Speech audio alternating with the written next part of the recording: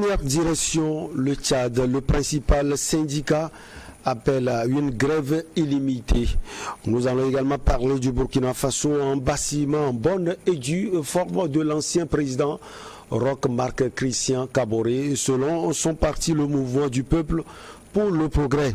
Ensuite, la RDC, la saison des candidatures à la présidentielle de 2023 lancée. Et puis on termine comme de coutume par le Togo, élection régionale. Où en est-on? Nos invités sont en place. Firmin Teko Agbo, il est chroniqueur politique et il est également le directeur du Centre de recherche et de géopolitique internationale qui porte son nom. Firmin, bonjour, vous allez bien? Oui, je vais bien, bonjour Michel, merci de m'avoir invité. Nous avons également le coach Kwamivi Akleso Isso, il est consultant et coach en entrepreneuriat et en politique. Bonjour coach. Bonjour en pleine Michel, forme, on espère. Oui, je suis en pleine forme. Bonjour également à Firmin et à tous les téléspectateurs de New York. Nous attendons le journaliste togolais Germain Pouli, directeur de publication de Togo Réveil. On commence avec vous, chers invités, Firmin et Kwamivi.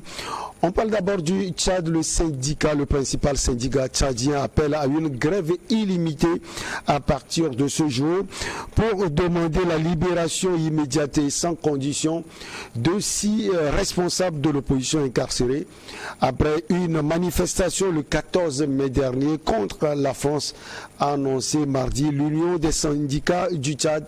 Firmin Teko Agbo, tout est parti de cette manifestation, comme je l'ai dit, contre la France, où on a vu des choses qui ont été cassées partout. Finalement, les responsables, pas seulement de l'opposition, mais aussi de la société civile, surtout Ouakitama, sont en prison. Ouais, bien évidemment, bien, vous l'avez dit, tout est parti de cette manifestation, entre guillemets, anti-française, où les Tchadiens n'ont pas été satisfaits. Moi, je me demande qu'est-ce qu'ils voulaient à l'époque. Ils s'attendaient à quoi réellement?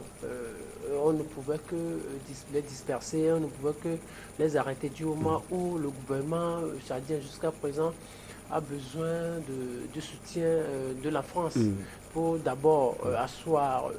les disperser, c'est pourtant le gouvernement qui a donné l'autorisation de la marche. Oui, c'est-à-dire il y a des limites qu'il ne faudrait pas franchir.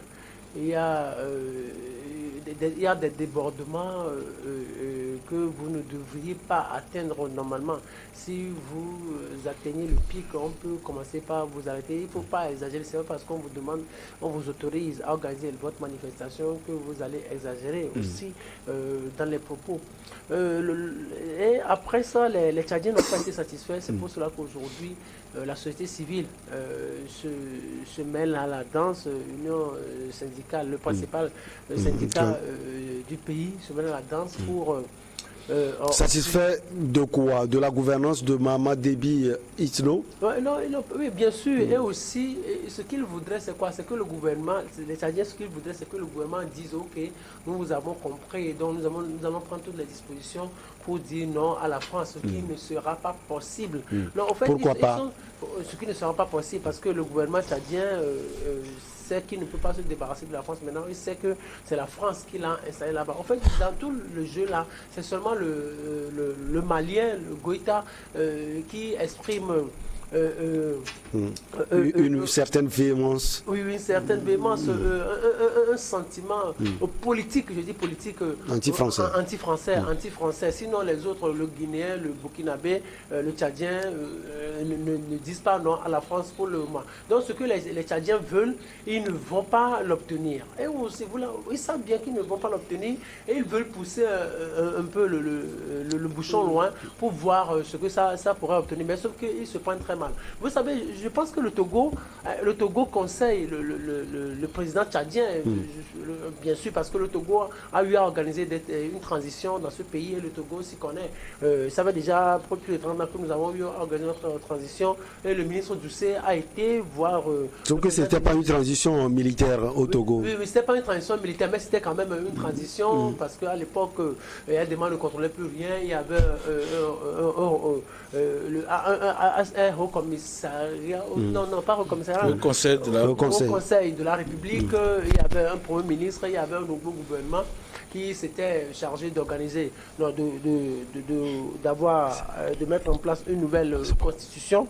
Donc ici, c'est presque la même chose. Le Togo ayant une expérience en la matière, essaie de conseiller le petit débit. Mais avec ce conseil, moi je me dis, on devrait également conseiller les Tchadiens à ne pas opter pour la grève générale illimitée. Parce que ce qui a détruit fondamentalement l'économie togolaise, c'est à l'époque, c'était la grève générale illimitée. Parce que presque tout le monde avait quitté le pays, l'administration était abandonnée, les fonctionnaires n'étaient plus à leur poste, les travailleurs avaient quitté le pays parce qu'on avait dit il y avait grève générale illimitée, c'était une boute que l'opposition avait commise. Et aussi, les Tchadiens devraient s'en inspirer pour ne pas commettre cette erreur. Parce qu'aujourd'hui, ceux-là qui payent le lourd tribut, ce sont les populations. Nous sommes dans une situation de vie chère et vous organisez ou vous mettez le pays dans une situation de grève générale illimitée. 1, la vie est chère. 2, les hôpitaux ne peuvent pas fonctionner.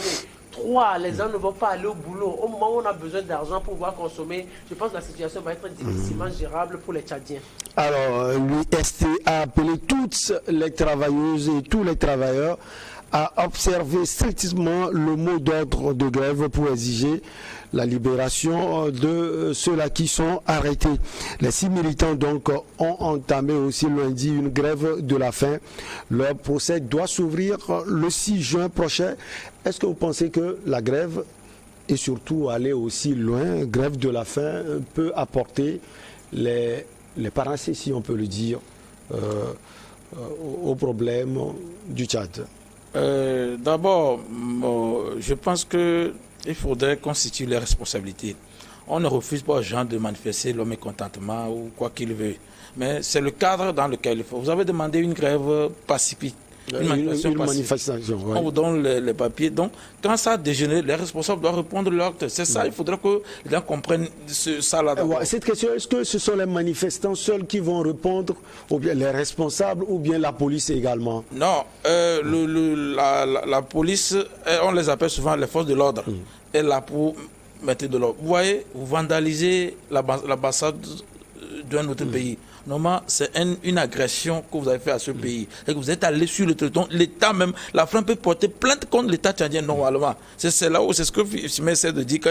Si la France veut aujourd'hui, imagine que d'abord que le gouvernement a accepté ce que la population dit. D'abord, il faut réparer les torts causés à la France d'abord, parce que vous êtes en coopération ou en relation, vous pouvez quand même aller sur les documents et ce n'est pas comme ça. Donc, il y a des biens français qui ont été saccagés. Ça, là, qui doit répondre. Il faudrait qu'on trouve des responsables par rapport à ce qui s'est passé. Maintenant, quand Est-ce que ce qu'ils ont fait à la France lors de cette manifestation est plus grande coach et Sokwamivi à Clesson que ce que la France fait par exemple au Tchad et ce qui irrite les gens à sortir pour manifester? Vous voyez, qu'est-ce que la France fait au Tchad? Je pense que la population même était contente que Idriss le Père soit mort. D'abord, ils ont consommé ça parce que la mort a été un peu bizarre. Et en cela, la population a accepté, comment ils appellent ça? Ils ont convoqué un conseil de transition, tout ça là. Quand vous ne voulez pas, la société civile devait manifester tout ça là. Maintenant, je ne pense pas qu'ici, il faudrait qu'on enlève dans nos têtes que ce n'est pas une guerre contre l'Afrique. Quand vous n'êtes pas content, attaquez-vous à votre nation, à votre État. C'est cela. Si je serais content que c'est leur ministère, ils sont allés saccager, je peux comprendre ça. Et que c'est cela. Quand il y a la vie chère, quand il y a autre problème, la société civile peut manifester contre la vie chère. Ça se comprend. Mais vous manifestez que la France part avec cette, je sais pas, ce virus qui prend un peu, entre-temps, la jeunesse de certains pays. Et en plus, ce sont des gens isolés qui le font. Quand quelque chose ne marche pas, les 5 ans doivent être très clairs dans leur, mot d'ordre. Marchons pour que la vie aille mieux, pour qu'on nous fasse salaire, pour que en fait, ce sont des choses qui doivent changer pour le pays. Ce n'est pas la France qui refuse que peut-être que le président tchadien paye bien aux gens. C'est pas tout ça là, c'est parce que le peuple, l'État Tchadiens même veulent le faire. Donc, c'est comme si c'est le Togo au Burkina, par exemple, que les Burkinabés ont attaqué le Togo, l'ambassade du Togo. C'est une agression.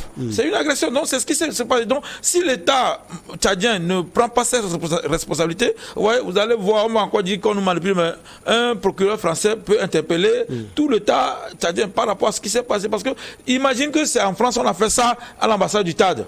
On va crier, les Africains vont crier, tout ça là. On va parler. Ouais, il faudrait qu'on demande qu'on nous respecte, mais faisons nous-mêmes, soyons respectables pour que les autres aussi nous respectent. C'est ça qu'ils ont, ce n'est pas bien, disons-le. Maintenant, que l'autre fasse, que les 6 fassent grève de la faim, bon, moi je leur dirais même de prendre le cas de, comment on appelle, il y a un Togolais qui a fait grève de la faim ici, là, j'oublie son nom. Nicodème, il n'a qu'à demander s'il a eu gain de cause ou pas, puisque au moins ce qui est bien, l'agression, là, tu le fais avec, à toi-même.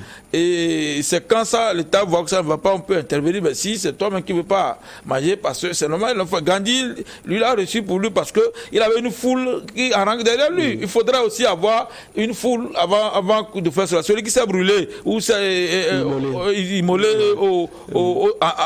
Mohamed Bouazizi à Tunisie. Il a déclenché quelque chose. Il a déclenché quelque chose. Il a dit là. Maintenant, le résultat, est-ce que ce qu'il veut changer a changé? C'est maintenant on doit faire les choses. Donc c'est pour dire que c'est bon de manifester, c'est un droit. C'est un droit. Maintenant, quand tu manifestes, tout ce qu'il y a comme casse, tu dois répondre aussi. C'est ça la démocratie. Ne pas confondre les actes de vandalisme. Toi, tu veux réclamer ton bien-être et tu détruis le bien-être de quelqu'un d'autre. Non, c'est pas comme ça. On peut manifester sans vandaliser les choses. Et que les responsables qui sont souvent dans les manifestations, qu'ils soient responsables. Quand tu dis responsable, c'est pourquoi moi, je ne suis pas contre qu'on les a enfermés. Parce que quand tu es, d'abord, c'est mandat de dépôt seulement. Quand tu es devant une manifestation, quand ça dégénère, tu es le responsable. C'est toi qui allais demander qu'on te donne autorisation. Voilà pourquoi des fois on refuse des autorisations.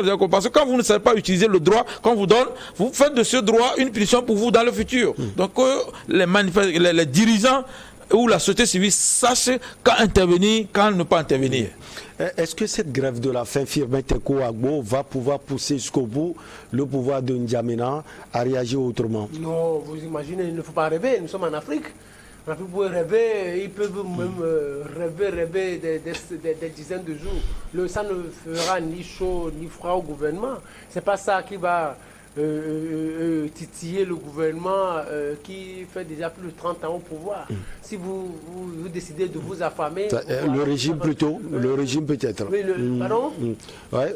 Quand vous dites le gouvernement, je dis le régime, parce que c'est presque la continuité. Oui, c'est presque la continuité. Donc si vous décidez de rester affamé ou de vous affamer délibérément, donc vous le faites, c'est vous qui répondez ou c'est vous qui assumez toutes les conséquences. Ça n'engage nullement le gouvernement. Et nous sommes en Afrique, ce n'est pas ça qui va faire fléchir le gouvernement tchadien ou le pouvoir tchadien. Le pouvoir tchadien est dans une dynamique. Le pouvoir tchadien, il est avec la France, il est avec la France. Le problème, ce n'est pas ce que je dis et ce que j'essaie toujours de dire. Le problème, ce n'est pas la France. Le problème, ce n'est pas la France. Le problème, c'est quoi alors? Le problème, c'est que les dirigeants africains ont choisi coopérer avec la France. Et ce sont eux qui en jouissent pleinement. Donc les dirigeants africains veulent tous avoir la... Et beaucoup ont choisi coopérer avec d'autres puissances, Firmin Tekou Agbo, mais le traitement, ce n'est pas la même chose. Qu'est-ce que les Africains demandent aujourd'hui? Qu'est-ce que les Africains... Donc, il faut qu'ils discutent de ça avec leur gouvernement. Il faut qu'ils discutent de ça avec leurs dirigeants. Si le dirigeant, presque tous les dirigeants africains veulent régulièrement, juste après leur élection, veulent aller avoir la bénédiction de l'Élysée. Non, donc c'est ça le problème. Au moins vous, population, vous dites non à la France, le pouvoir lui dit, c'est le pouvoir qui a le pouvoir. C'est le régime qui a le pouvoir. Le pouvoir lui dit, oui, moi je veux toujours rester en contact avec la France ou en coopération avec la France. Là, vous n'avez rien à faire. Moi, je répète toujours ce que Emmanuel Macron avait dit devant Issoufou Mahamadou. C'est vous qui me faites appel. Et Issoufou Mahamadou n'avait pas réagi. Il n'avait pas réagi à l'époque. Donc le problème, il faut qu'on réorganise si les Africains veulent se débarrasser de la France, s'ils le veulent. Donc il faut qu'ils réorganisent la lutte. Il faut qu'il y ait de la méthode dans leur démarche. Sinon, dans cette posture-là, il n'y aura pas gain de cause. Vous voyez, je ne sais pas si vous suivez un peu la citation de ce qui se passe. Vous voyez, il me semble que c'est Goïta. Goïta est le seul à s'opposer catégoriquement et publiquement à la France comme ça. Il n'est pas soutenu par Damiba, le Burkinabé. Il n'est pas non plus soutenu par Doumbouya. Encore moins par le Tchadien Déby. Donc il est seul et la lutte lui sera tellement difficile. Ce qui se passe au Tchad... Il est soutenu par les Maliens. Certains Maliens en tout cas. Les Maliens n'ont pas le pouvoir quand même. Allez, on marque la petite pause, on vous retrouve pour la suite.